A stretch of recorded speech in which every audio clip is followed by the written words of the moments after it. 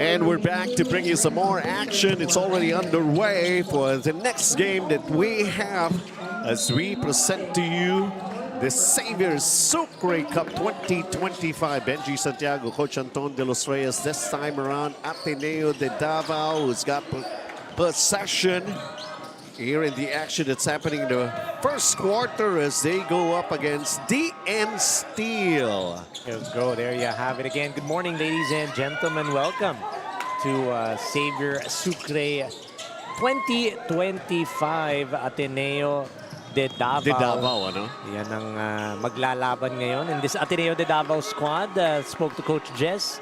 Sabi nga niya, ito yung mga naglaro sa palarong pambansa. Wow. Number 1 and number 2, mga 17 and under lang to. Mind you, this is the 18 under division, but they are in the 17 and under division as you're going to be seeing at the line. Ito si one of the players that we're going to look out for, Pellegrino, number 19, getting that free throw to go. And of course, Baterbonia, number 2 for Ateneo De Davao, the MVP of the finals. Imagine MVP. that. So young and yet marking and carving their name into basketball for this group competition here. As we take a look at DN Steel also getting their first basket. A quick bucket, quick attempt for DN Steel, of course. This is a selection of players. You did mention earlier also, galing Mandaluyong. Mandaluyong. Some are from LaSalle Green Hills, pero according to Sir Georgie Antonio and Miss Ma'am Precious Antonio, yung mga players from LaSalle Green Hills daw, naglalaro dun sa 16 under. So parang hati daw ngayon yung team nito ni Coach JC, who's the head coach of one of the assistant coaches rather, sa Mapua Cardinals. So again, it's gonna be a test of familiarity because itong Ateneo De Davao, it's a school-based team. Ito naman is selection. So palagi yan ang nagiging concern. Yan ang nagiging issue sa ganitong klaseng labanan. At least here in the early goings, we're seeing how tough these young players can get. Lost his balance that time around. Ito si Majestad. Pero nakita mo kung talagang tutusin. So that's Coach JC. Coach JC of DN Steel Bullets. So Ateneo De Davao trying to break this deadlock with this offensive thrust that they have. Puts it up long distance. Who's got the basketball underneath? Players are being let by the referees to just keep on moving underneath. Baterbonia getting that bucket underneath, one of the main players of Coach Jess. 17 under. Baby. Imagine it. He's about, what, 6'5", and mind you, he's already being recruited by premier schools here in Manila. Di na lang natin sasabihin kung ano yon, pero meron na. Paano ba naman di-recruitin yan? What, 6'5", 6'6"? Exactly. Oh! And a touch from the outside that we have seen here from Ateneo De Davao as they extend their lead up to 5 right now, 7-2. Working like a well-oiled machine, this Ateneo De Davao squad. You see that left wing 3. Ito pa, may agaw pa sila rito. Yeah, I'm happy that referees are letting the players play. We can see those bodies clashing underneath. Sige lang! Kaya nyo yun, mga bata pa kayo. 18 years old, you gotta get used to the physicality underneath, inside, because you're gonna be going up against 19, 20, 21, 22-year-olds, diba? Pagdating ng college. So, kailangan kahit papaano masanay na. Pero wag yung sobrang sakita naman. Oo naman. Tama lang. And I'm pretty sure our officials are going to be great judges of what is too much and what is not enough. Siyempre, we also have to take into consideration emotions running from parents, grandparents, brothers, sisters, relatives.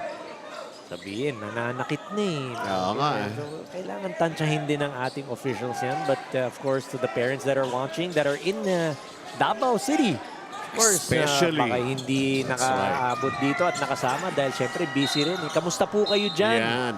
Sa Davao. Meron ka ba mag-ano? Bisaya? Di. Ako rin. marunong magbisaya dito para matanong naman. But again, good morning to everyone that is watching sa ating live coverage.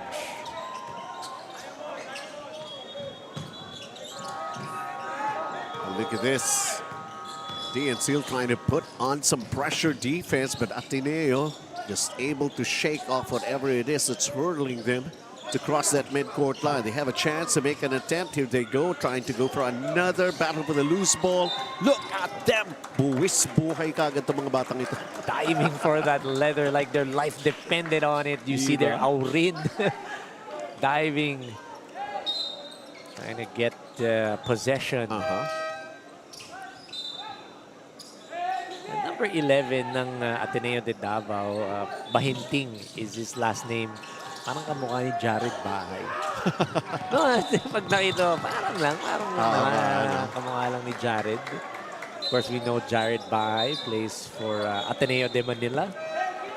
It's J-House. J-House, as he is fondly referred to. And Ateneo din kasi, hindi ba? Ateneo din. Dan Steele. So they're behind by 5. How about their touch from the outside? Falls short, but managing to get it back. Shot clock, though, is winding down. Pesky defense din ng Ateneo, but it results in a foul this time. You see how they like to play defense in your face, putting pressure on whoever has that leather. Try to get some turnovers, but that time a little too much PSI.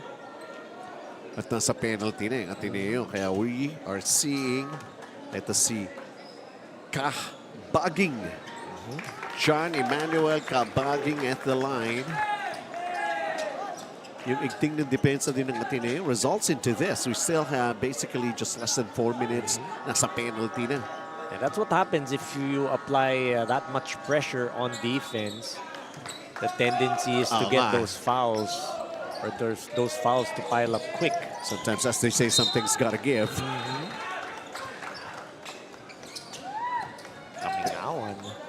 Coming out of nowhere. Ito rin, get that steal. Ito rin DN steal, eh, no? Ganun din kung mag-pressure ng depensa, eh. Bibilis.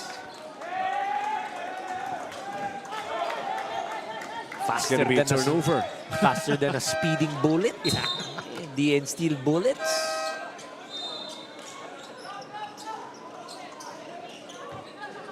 7-4 in favor of Ateneo De Davao, but DN still has the chance to still cut this down. Of course, a long distance shot, like burying a 3 like this, could tie it all up. Only one attempt, but Terbonia gets that board. I mean, the way he was able to get himself up in the air. John Mark Sanoria, you're gonna see it here. One dribble take off. I know. Flight number 21, Sanoria. No canceled flights for today going to Davao. Nakakatuwa naman yun, no? Pag nakikita mo yung mga ganyang players, the potentials, the future Exactly. of Philippine basketball happening right in front of us. Although he splits his charities, but nevertheless, still with the lead, ang Ateneo De Davao. 3 minutes here in the first quarter. And the pace of the players, seeing action, yung palitan, ang bilis for Ateneo. Just feeling things out and giving those chances to his players, si Coach Jess. Yep. Here comes Ateneo. They made a stop. The kick out, a bad pass. They have the numbers here, and DN Steele could not finish. They're going to give it another try. That time around, holding top with their defense ang Ateneo, Coach Anton. That was Sisikan getting back on defense in transition. Could have given it up early, babalik naman sa kanya, but decided to take it strong to the hole. DN Steele, let's see what they can do here. 5 seconds of their shot clock. Somebody has got to put it up. Long distance. It bounced out. Rebound battle. Good line from De Guzman. Just short on that attempt. Had to put that one up as what you mentioned, shot clock was winding down. Andre Molina touching the ball last for DN Steel. Under 2 minutes to play. Ateneo De Davao protecting a 4-point lead, and they will execute their offense.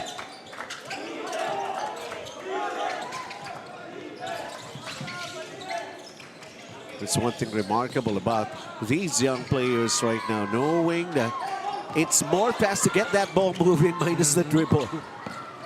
Pero ito DNC, let's see what they can do here. The execution of their half-court offense. So they try to go inside. Sa sobrang tataas din kasi ng mga players na ito, sa board na tumatama yung ball. Oh, wow! They flex pa. That's, again, the conversion, and then Sisikan with the finish. Transition offense working for Ateneo De Davao. Limited to only 4 points. Almost a basket right there for DN Steel Bullets. Carrillo. Jero Ivan Carrillo is going to be shooting free throws. Moving that ball from side to side. That 1-3-1 offense, that 15-foot line is going to be free, and that's what Carrillo just had. He was able to get an open look. Got a foul in the process as well.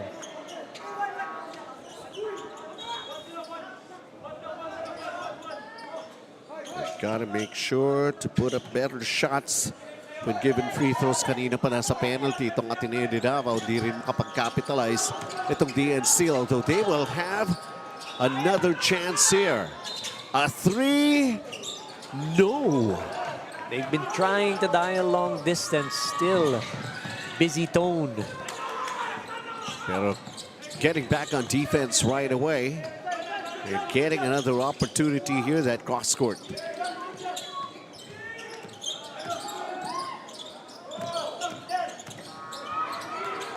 They almost lost it. Shot clock is down to 5. Now it's down to 3. Wow, what a penetration. Almost getting the basket. It's a heads up. Again. Yep, sige lang, coach. It's a heads up play to try and beat that shot clock.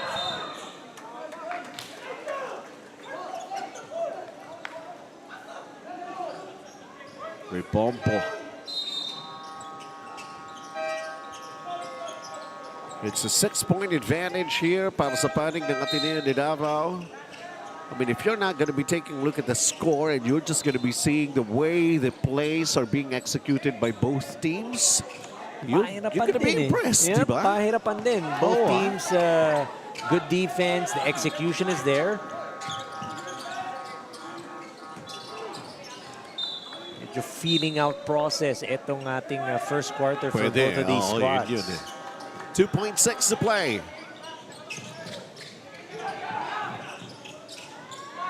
Oh! All you gotta do is just put up the shot. As they say, you cannot expect to miss if you put up a shot. Might as well go for it. This Laco Plastics 3 points, a buzzer beater, and that will pave the way for Ateneo De Davao to continue with their lead here, finishing the first 10 minutes of play 13-4 against DN Steel Bullets.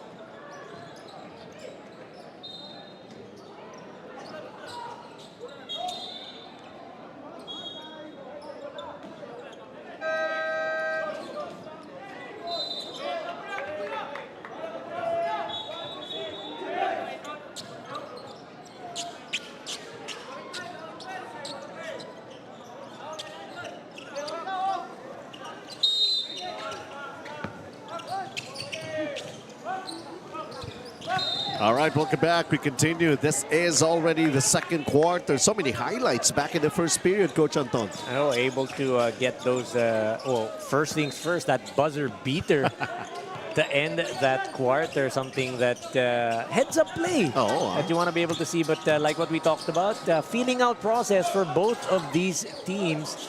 Di naman home court nila itong Xavier versus Ateneo De Davao from Davao. Itong DN Steel, a mix of players like what we talked about. And we just saw Jaden De Guzman opening up the scoring here for DN Steels in the second quarter. Ateneo De Davao. They managed to get it back. Shot clock says 8 seconds. The drive and the basket. Oh, look at that. That's Quintao with that finish. Very acrobatic. Oh, sorry, that was Pellegrino rather. Yeah, Pellegrino. They have been trying this long-distance shots for DN Steel, not being able to cash in on anything. Pero if they're going to do that, they're 0-5. That means they have been practicing those kind of shots.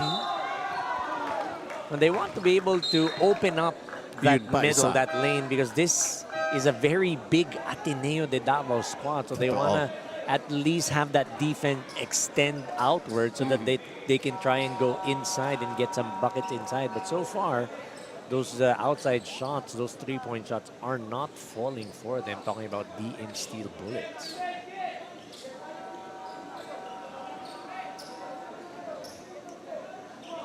So there's going to be free throws here. Para sa panig ng Ateneo, we're taking a look at Pellegrino. John Pellegrino, one of the premier players, according to Coach Jess. Highly touted, only 17 years old.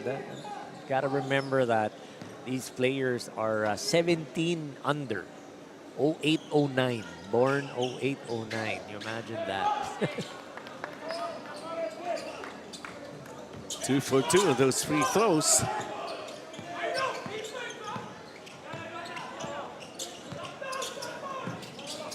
(17-6). This is already a double-digit lead. DN Steels having some problems here, trying to get closer to the basket. Shot clock is down to 5. So they try to go inside. Unable. Let's see who ends up with the ball, and it's with Ateneo De Davao. And that was a good attempt inside. They were able to get that ball in the hoop. Pero yun nga lang too big, too tall itong Ateneo De Davao. Defense right there in front. Isis Punting showing us as handles. Pero yun nga lang. Lessons to be learned sometimes is give up the basket. John Pellegrino trying to force the issue. That particular offensive set. We know he's smarter than that. I know, yun guy. Medyo nanggigil lang siguro at that time, wanting to score a couple of points.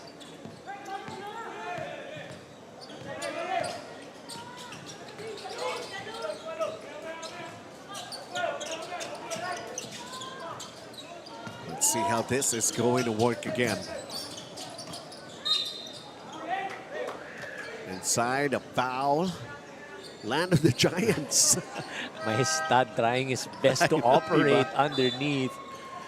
But the defense, again, right there. Pero was able to get a foul. So, okay yan. At least he's not afraid to take it inside. Here he is, trying to add up to the 2-point production that he has so far here in the first half. Maestad. Mark Lester. Maestad missing his first free throw. Napatuktukan sa ulo, mukhang hilo pa eh. Let's see how he does with the second free throw.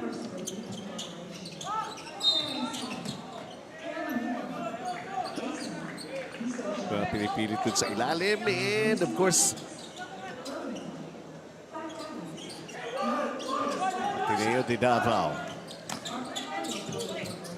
Backdoor pressure being applied here by DN Steel Bullets. Naitawid. They go for the 3, Ateneo. Can't knock it down. DN Steele. Wide open was Leon on that three. Couldn't cash in. How about this floater? Esmeralda. Oh. Mike Andre Esmeralda. Looper of a floater from the short corner.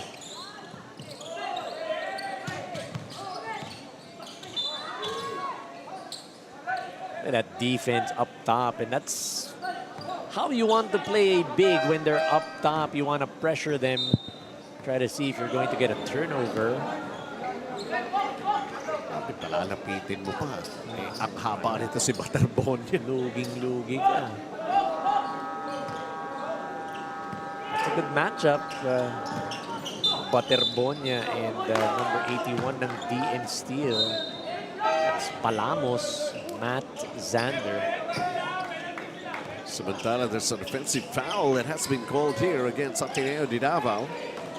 So ball going back para sa DN Steel Bullets. Low-scoring ball game we're having. Both teams, again, feeling it out. 2 out of 12 from the field ng DN Steel, 16%. Ang Ateneo De Davao, 5 out of 10, 50%.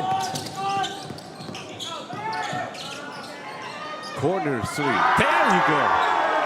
Finally, a three-pointer being cashed in. That's Cayetano. So the lead is up. And earlier, Cayetano with that three-pointer.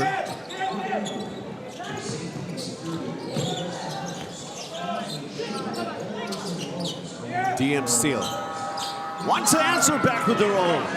Finally, they get to knock it down. That's Kamigawan. They left Kamigawan or...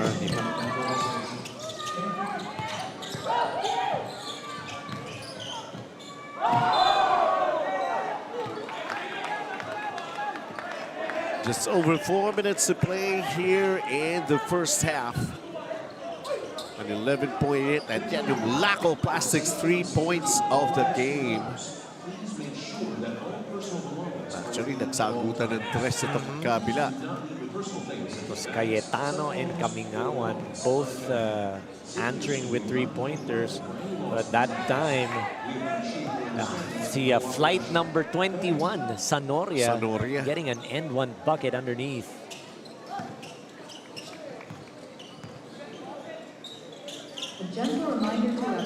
Could get any of those free throws awarded him. DN Steel with less than 4 minutes to play, trying to get themselves to reach 10 or maybe even over 10 points.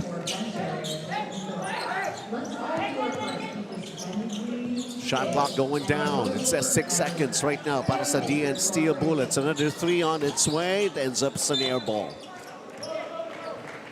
That's Kamingawan trying to go back-to-back. At this time, no good.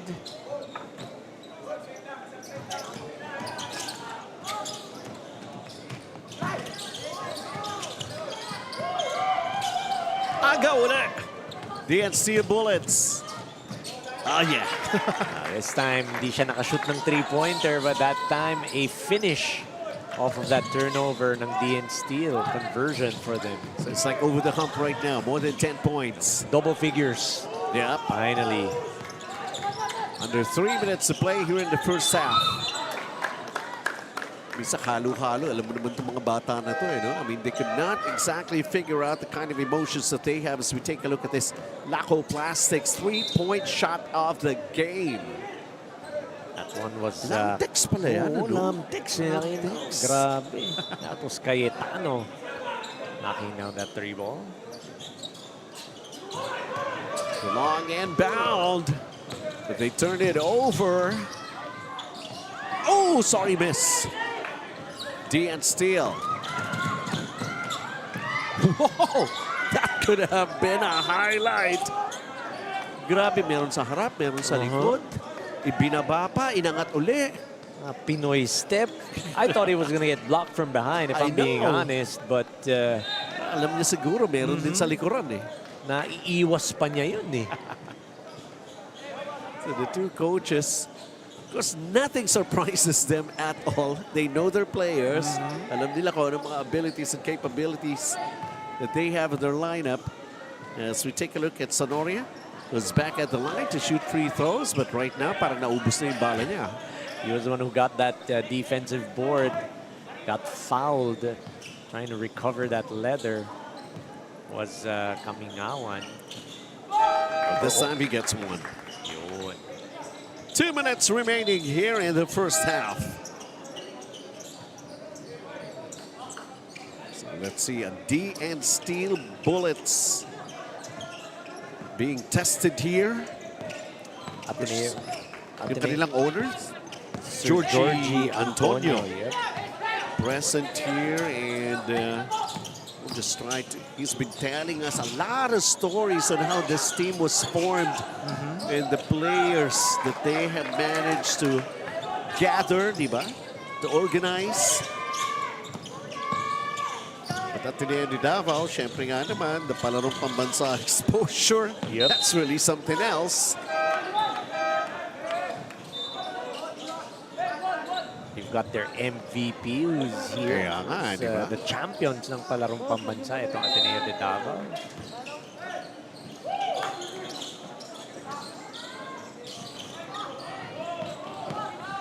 Also trying to get their feel of playing here. It's a Xavier, the no look.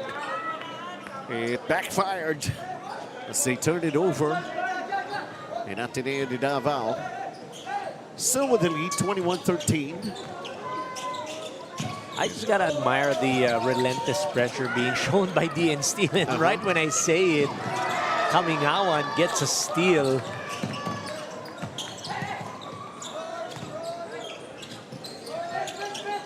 Just the whole intent is to cut down the deficit, which is 8 right now. It's basically played. Uy, foul! Rinig natin. Ah. Running out of time, itong DN Steel just couldn't get their offense going in that half-court set. They did get that turnover, they did get that steal. Hindi lang sila naka-execute on their half-court set, and let's give credit to Ateneo De Davao. Just playing tight defense all the way. They could go for the last shot here. Pero minadali, hindi pumasok. They'll get another chance. There's a block and a foul. John Pellegrino driving strong to the basket. He knew that he had a couple of teammates there. He knew Baterbonia was there. And Quintao was there as well to be able to get the offensive rebound in case na sumablay siya. Yun nga nangyari. Quintao was able to get the offensive board, got fouled in the process. They know they have the size advantage. So parang you could actually play around with your offense. It's very evident, no? Yung height advantage na meron dito sa Ateneo De Davao. Meron dyan sa Ateneo De Davao. Anong meron sa Davao? Sa Davao. Mismo. Ria Durian. Pwede. And there's still a timeout to be utilized here by DN Steel Bullets, and they're going to make use of it. 23-13, a 10-point lead, and this timeout brought to us by Bebang. Halo.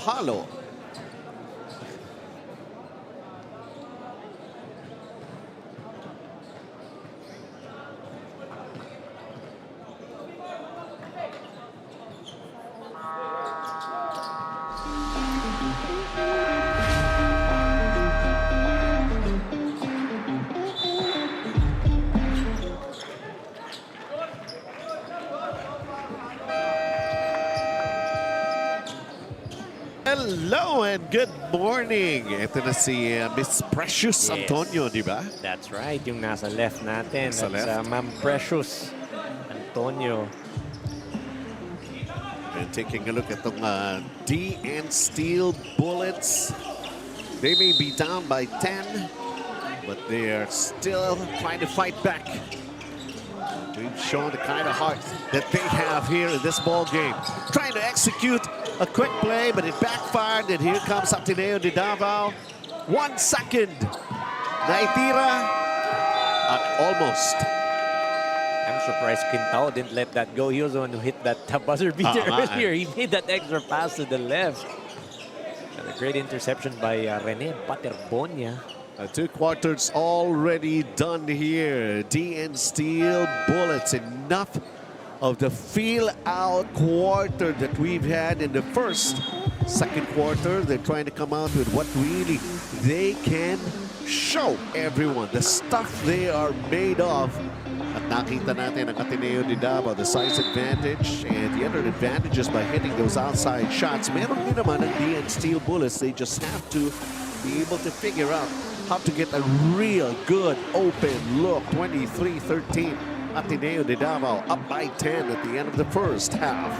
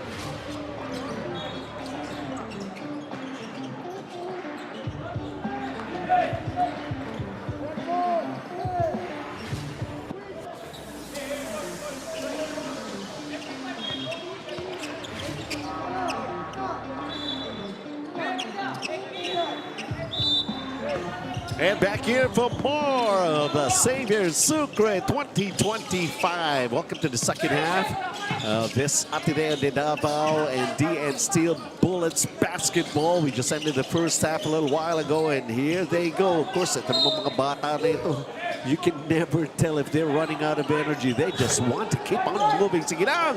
Napakabilis nga ng ating halftime break. Just about a couple of minutes or so of a breather for these young men. During that first quarter, it was more of a feeling out process. We talked about it.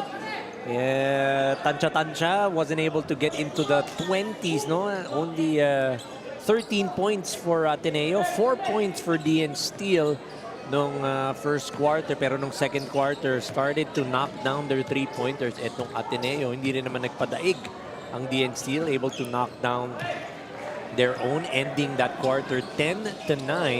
But of course, still down by 13 at the half was DN Steel. Now, babawi sila. Susubukan nila to get their bearings and try to execute their offense. One thing that I noticed about DN Steel, their relentless defense. At saka nakikita mo totoo sa huddle, pagka-break ng huddle, ang sigaw nila, defense. So that's their mantra, something that they want to be known for. Sanoria bothered right there by also the towering presence of Majestad. Sinalubong doon si Sanoria. That's Flight 21, as I'd like to call it. Dahil kanina, yung pag-ere niya, di ba? Akala mo talaga, uuwi na ng Davao. Huwag muna. Opening day pa lang tayo. Mamimiss ka na namin gagad. Alam mo kung talagang tutusin nga, ilan yung courts natin dito, no? Sabay-sabay naglalaro, the different age group that we have for the Xavier Sucre Cup. I mean, they're gonna be playing here. Dito yung tinatawag nating TV court, di ba? Wooden court also, if you wanna lilipat naman names. sila sa kabila, no? For the next games that they have. So, biglang parang iba na naman yung, parang ang feeling mo, iba na naman yung venue. Iba na naman yung looks. But you have to adjust accordingly. To adapt, basically. So we take a look at this move of the game. GR Realty Development. Thank you very much since the support of so many sponsors. Of course, enjoying that it's happening again. Itong Xavier Sucre Cup. So again, John Pellegrino. And now they extend their lead to their highest right now at 15.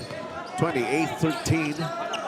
DN Steel need to make things happen for them. Like the defense alone, I mean, it's great that you're playing excellent defense, but you also have to get some offense going. Talking about defense, Pahinting forcing that turnover. Si Kamingawan. Yun yung mga cases for some of the kids. Sasabihan ng coaches, teka mo na, hindi umi-score yung dribble. At that time, the double teaming defense in that shaded area proved to be very efficient para sa panig ng DN Steel Bullets. So if they make a mistake, bumabawi naman sila.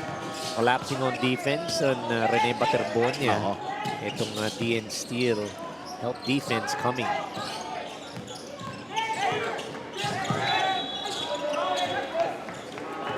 Yung mga long passes. Mukhang they will have to just keep on moving without the basketball. This three-point shot is a miss. And here's DN Steel. Pero grabe rin itong Ateneo De Davao. Oh, what a pass and what a play! We have to see that again. It was so fast, hard to catch. It really. Pero take a look at this. Oh, diba?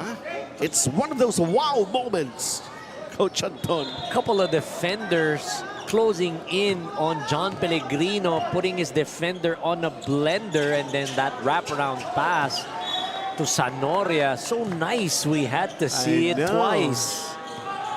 31-13, baliktaran na yung score natin. Yes, that's right.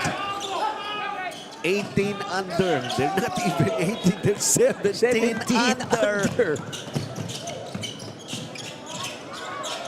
But of course, their age doesn't show in the kind of game that they have here. Baterbonia is going to have a field day as Majestad and Carlos giving up 3 inches. You're going to see it here. There's that offensive rebound and then the putback and then that foul.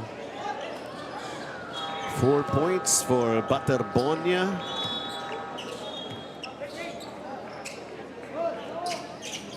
Sorry, that foul was on Carrillo, rather. And completion of a three-point play. Just like that, 34-13. This has now ballooned to 21 points. The lead here para sa Ateneo De Davao. Well, hindi naman tayo nagkulang sa pagsabi at pag-inform sa mga ating mga manonood. Palarong pambansa champions lang naman. Pero the way we're seeing ito naman DN Steel, it's just that they could not get a lot from their offense. Pero they're trying to hold down pa rin itong panig ng Ateneo De Davao eh. We talked about it. Their defense is relentless. Diba?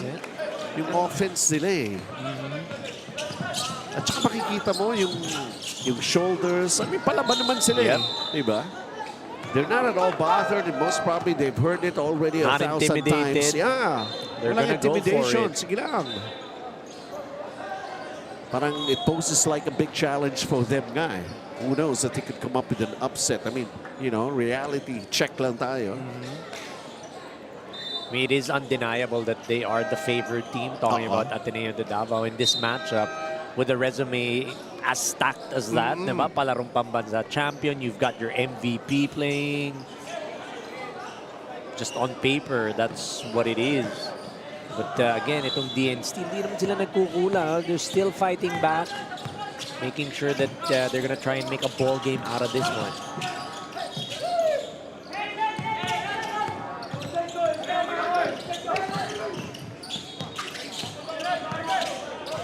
Enterprise, something that they also have to ang tagal ng progress ng development, oh. Let's also credit the defense of Ateneo De Davao. Yeah, of course. They're holding that offense of DNC up top. Talagang hindi ka makakapasok, hindi ka makakapenetrate. I mean, obviously, you're not gonna dump the ball down low because ang lalaki ng Malalaki Ateneo yan. De Davao, but still, the wing players can even drive inside. So let's see a turnover by Ateneo De Davao, and let's see how they can be able to capitalize on this opportunity for them to score. Well, they got the break. There was a foul. Mukhang pawala na naman yung bola sa kanila. That's one way to be able to break that defense. You go underneath and then you go cross court to that weak side, to the corner, and then drive inside as the defense is trying to react and recover. And nakakuha ng foul doon si Kamingawa.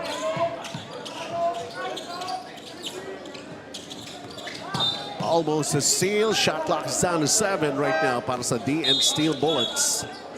Look at the length of Ateneo De Davao. Parang nagtayo ng bakuran kagad eh. Nakabakod. Bawal. No ID, no entry. No trespassing. Yun, pumasok. They needed something like that to happen for them. Sabi nga natin, kung may kulang man, it's not their defense, it's their offense. It's their offense that's lacking in this game. Wow, the dipsy-do, pero nag-tipsy-do, coach. Trying that high-low play, but Quintao sticking at it. Still continuing and getting the 2 points. Back to another 21-point lead here para sa panig ng Ateneo De Davao. They go inside. Oh, that's a sorry miss. Nevertheless, so it's going to be free throws. But it could have been better. A morale booster kung pumasok. But that time they were able to move that ball around, get the defense to react, and get a foul. This is Kabaging at the line. He was at that 15-foot area for that 1-3-1 offensive set ng DN Steel.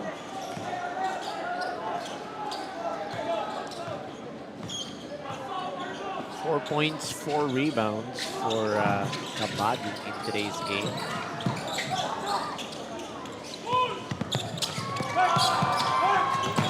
Two-minute mark. Third quarter. Interior play here for Ateneo De Davao. The defense right there, the swarming defense. The DN Steel Bullets. Couldn't get a shot or got a shot off Repompo, but the defense right there in front of him. Chinaga, pero they come up short. Kabaging couldn't do it.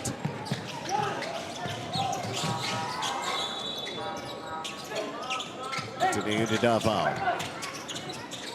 Who's going to be open? Who's going to take the shot? DN Steel. Guzman tracking down that defensive rebound off that long three-pointer. Officials letting the players play. A lot of contact. A lot of contact we're seeing. Hindi ko talaga tutusin. Wala naman nagkakasakitan. Just the contact is there. Yes, contact sport. What can you do?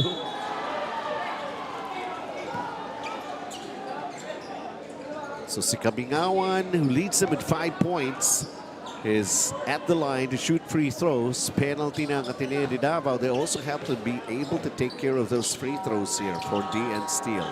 Every opportunity, every chance you can get to score some points, you got to take advantage of them. And RR Kabingawan, 1 of 2 from the line. They're 4 of 10 shooting free throws. Itong panig ng DN Steel Bullets. On the flip side naman, ang Ateneo De Davao, 13 out of 17, 76%.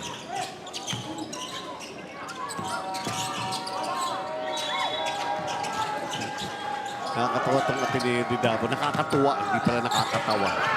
Maliit ka, tira ko, dami-dami malaki. Parang ganun di ba? That was what Rene said to his teammate. Diba? Nakuha niya sa ilalim, binigay niya outside, tira. Kasi he knew that pag sumablay ka, I got you, I got you.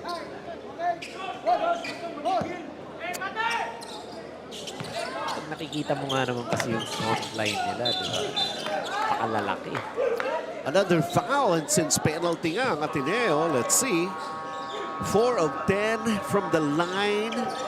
And to shoot free throws, ito si Kabaging again. We've always talked about it. The bare minimum is 50%. If you're going to the line, 1 of 2 is good because eventually the averages will. You're going to have a teammate that's going to get a couple of shots in. But personally, you should be at 1 of 2. Get mo kasi 50%. Isa lang. Oy, may agaw oh. Oh, wow. And that's what you call presence, intimidation. Ateneo De Davao, makuha ka sa tingin, parang ganun eh. Because I'm bigger than you, I'll make you change your shot somehow. Kabingawan was able to get that steal. He got that jump stop, that up fake. Hindi na kumagat. Pero yung intimidation, like what you said, it's just there as Pellegrino. Mere presence is already a defense. Yung mga pag sinabing may malaki, hindi nga makakakuha ng palpal, pero yung pag-alter ng shot, di ba? It's there. That's good enough.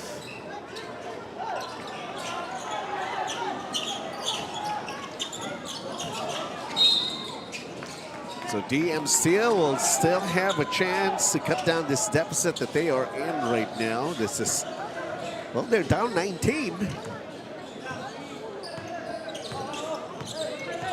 Earlier, itong Ateneo De Davao, 21-point lead was the biggest.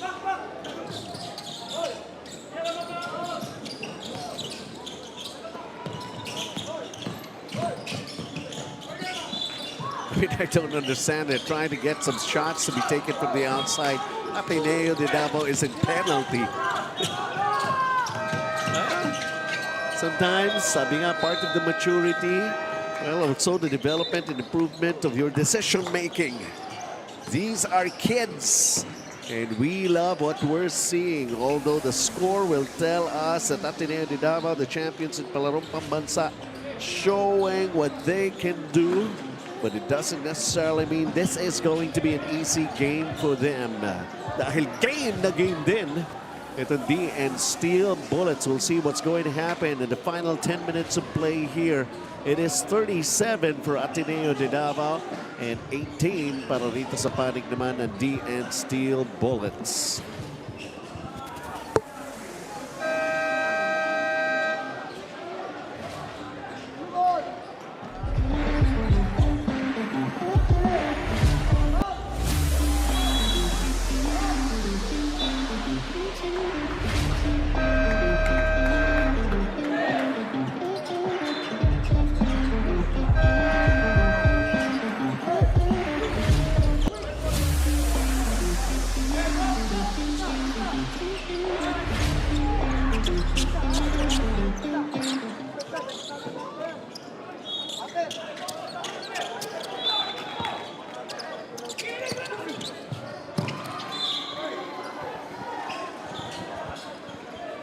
It is already the final quarter for this particular ball game that we're bringing to you As we continue with more of the action for Xavier Sucre 2025. Benji Santiago, Coach Anton de los Reyes.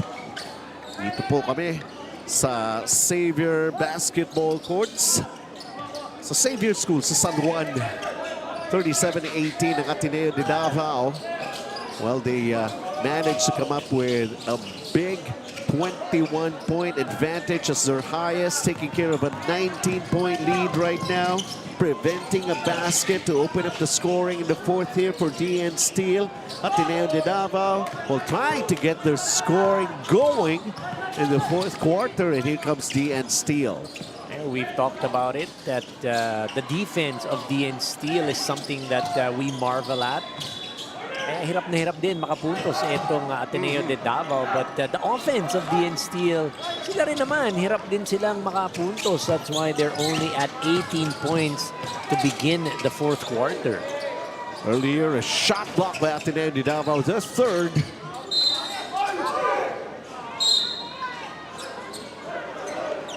And it's going to be basketball here para sa DN Steel Bullets. One last-ditch effort here in the fourth. I mean, kanina nga, no, even their owner, si Georgie Antonio, was even telling us, well, wag lang kaming matambakan, diba? And he also mentioned na ang lalaki. Grabe, ito diba? Ateneo De Davao. But, you know, of course, this basketball, you wanna... The advantage is height. Yun nga, yung clear advantage na dito sa Ateneo De Davao. In this particular area that they are actually dun sa kanilang nasasakupan. The formation of the players, and most probably si Mr. Georginga recognizing it's na natin, di ba? They just want to come up with a good sports program for some of these kids. Something to be able to help them out as Kabaging gets that offensive rebound and then the putback. 8.7 rebounds now. Yun lang. Too big, too good. Na-miss ko yung yun lang. Repompo underneath that muscle for Ateneo De Davao. I mean, nandun si Majestad, sinubukan niya. Wala eh. Look at this Repompo. And now Listana's gonna see action for the first time. Let's try to match up.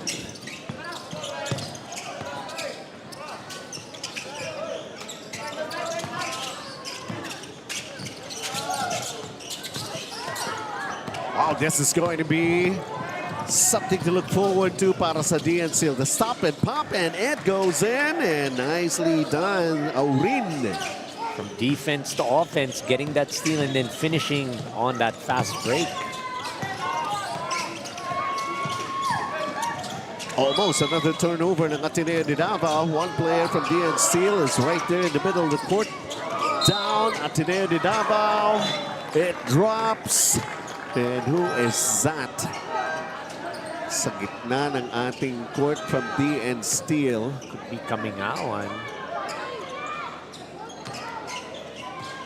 This is an end one play right here para sa Ateneo De Davao, pero there's a casualty here. Hope he is okay. He's been down for quite some time. Talking about RR coming out. Earlier or after that down player, RR coming out, and Repompo. Another end one opportunity. This is the second of its kind for him, John Repompo.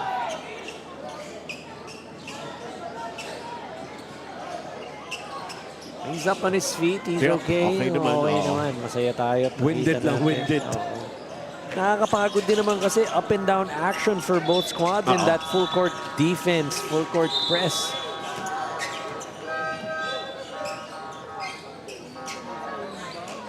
Well, now Orbe is gonna have to fill in the shoes of RR.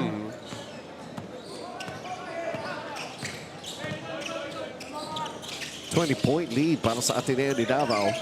6.5 to play here. They try to go inside. The extra pass.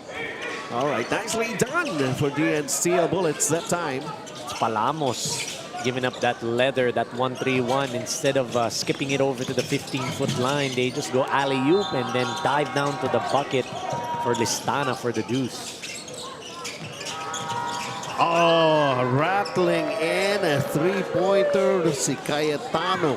It's his third three-pointer of the game. A couple in the first half, one here in the second. So it's like revealing himself. So he's got the touch from the outside. Si Cayetano, bawi naman sa kabilang banda. Itong DN Steel. This time, Listana to Palamos. Kanina, Palamos to Listana. Maganda. Nagbibigayan.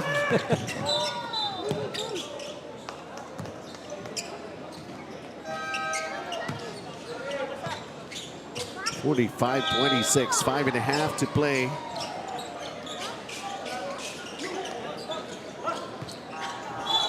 How about this? Laco classic 3 points of the game from Cayetano.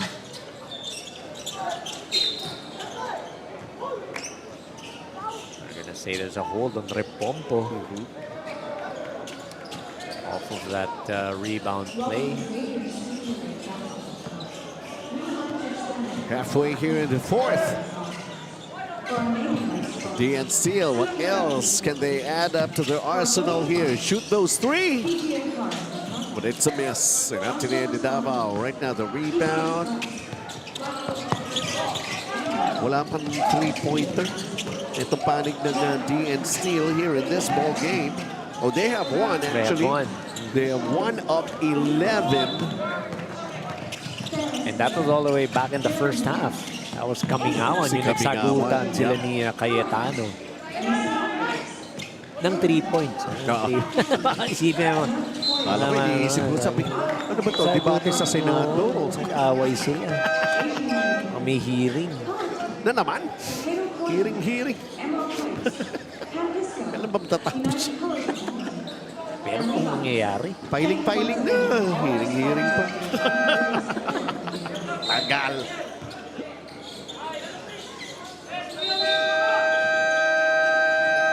Apat na minuto and well, we're going to be going to this timeout, and this is all brought to us by Bebang Halo Halo.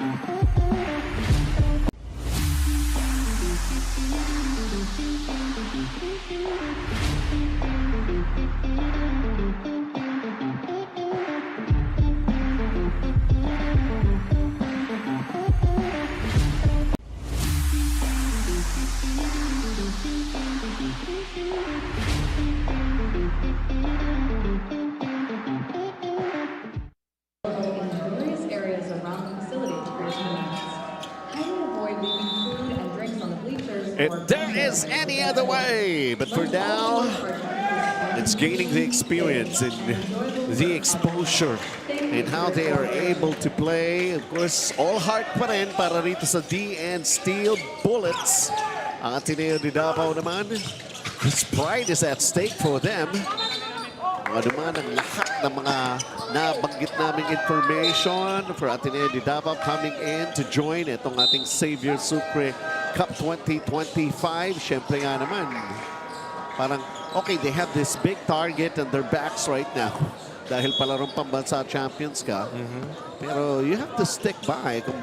And mapatunayan mo rin for the rest of the competition. Why you have been champions. And everyone watching as well. Just to put people on notice. But off that timeout, a great baseline inbound play, curling to the corner, knocking down a three. Molina, narinig ka, bench. Sabi mo daw kasi isa lang ang 3 points nila. O ngayon, dalawa na. Dagdagan. Dapat lang. And mamaya, pakita natin yan.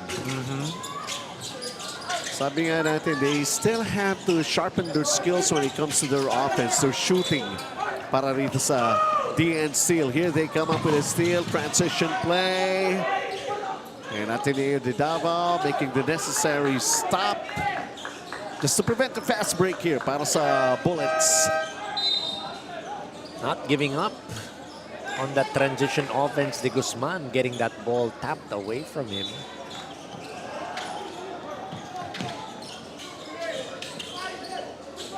There you go. Kaya naman inside Majestad. It's a bucket underneath.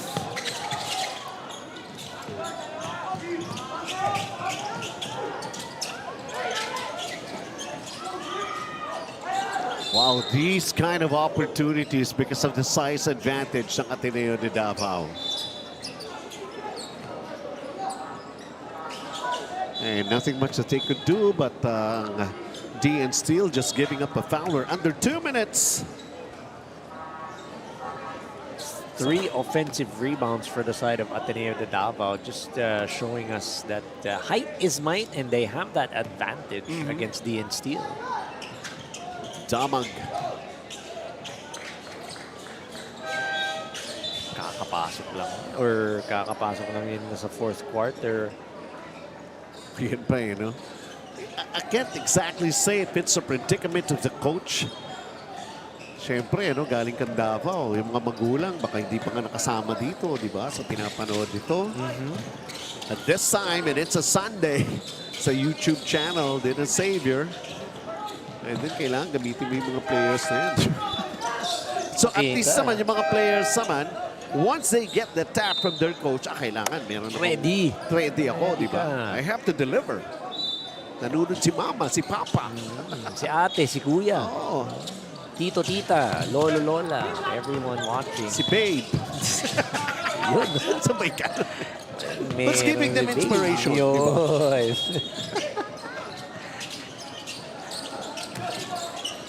Another chance. Wow, they're getting a lot of those touches. Pero may whistle na. Hold. 79. Yeah, there's a hold on Kamingawan. Nice to see that he's back on the floor kanina. Medyo matagal siyang nagpahinga. He got hit somewhere or what have you. But again, just good to see that he's all right. We're seeing players here, yung siguro sabi natin, pang ilang rank na yan dun sa bench ng Ateneo because they have managed to come up with a lead as much as 21 points. And right now, ito namang DN Steel, well, they're trying to improve nga, sabi natin, with their offense. Pero it's like sending out a message din sa competition. They're not going to be a pushover. Diba? Kamingawan. No ill effects of whatsoever what happened. Pinagpag lang ng bahagya, Pinoy step, and then the finish on that break. Sabi niya, mas masakit sa damdamin yung talo kaysa yung natamaan ako eh.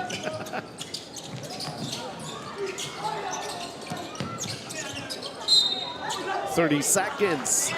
DN Steel will get another possession." It's a nice pass by Quintain.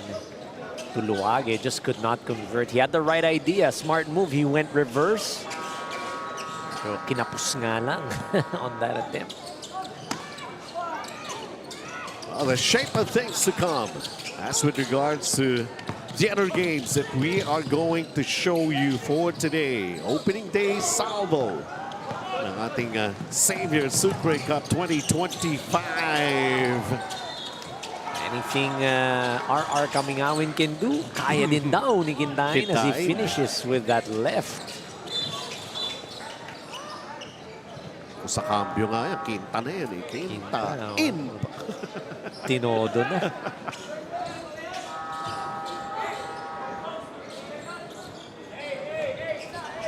Pero parang mas maganda pakinggan yung ano. So yung Quintain eh. Kwartain. Kwartain.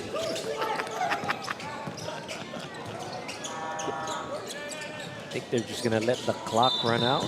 Talking about Ateneo, but a foul given up penalty by DN Steel. Pretty much just the finishing touches for the squad of Coach Jess, who's going to get that win. 1-0 here in day 1. Mamaya maglalaro ulit yan, ha? They've got a couple of games. A couple of games for in today's schedule, opening day. Yep. We can only try to imagine, di ba? Parang this is just, okay, 1-0. Meron pa mamaya. Meron pa mamaya. Well, ito naman, it's more of the execution that they want to happen here para sa panig naman nitong D&D Steel. And this time out brought to us once again by Bebang Halo Halo.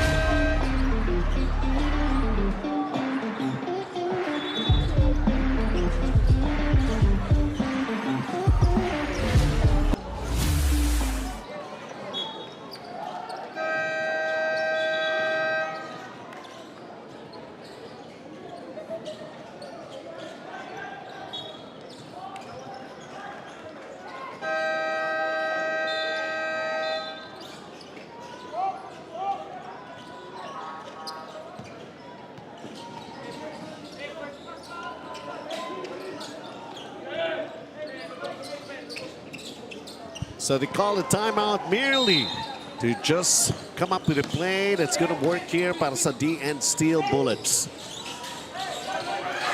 So the long pass going cross court, they still have it. They shoot the 3. Still somehow they manage to come up with a shot.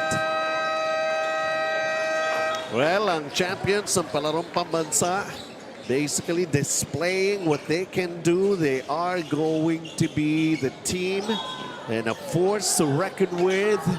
Samantala, itong panig naman ng D&D Steel, kung talagang tutuusin, lumaban din naman basta-basta sumuko dito, Coach Anton, di ba? They did try their best to hold this team down. It's just quite difficult. With this kind of caliber na Ateneo De Davao champions nga ng palarong pambansa. May depensa ka nga, pero yung opensa mo, yun yung mahirap, no? Unable to convert. They're able to execute, just not able to convert.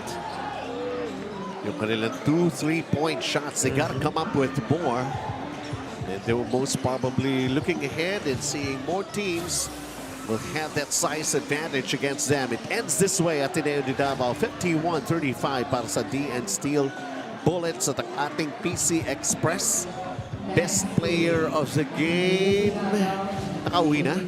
Based naman din, nandiyan pa. Of course, slicing and dicing, wheeling and dealing, doing the damage. You've got John Mark Pellegrino, 12 points, 3 rebounds, a couple of assists. Kita mo naman yung lakas ng katawan kahit na nabangga na. Still able to get that end 1 bucket. Congratulations to our PC Express best player of the game, John Mark Pellegrino. It's another age group that we're going to be bringing you, Ateneo De Davao and Ateneo De Naga, when we come back for more of Xavier Sucre Cup 2025.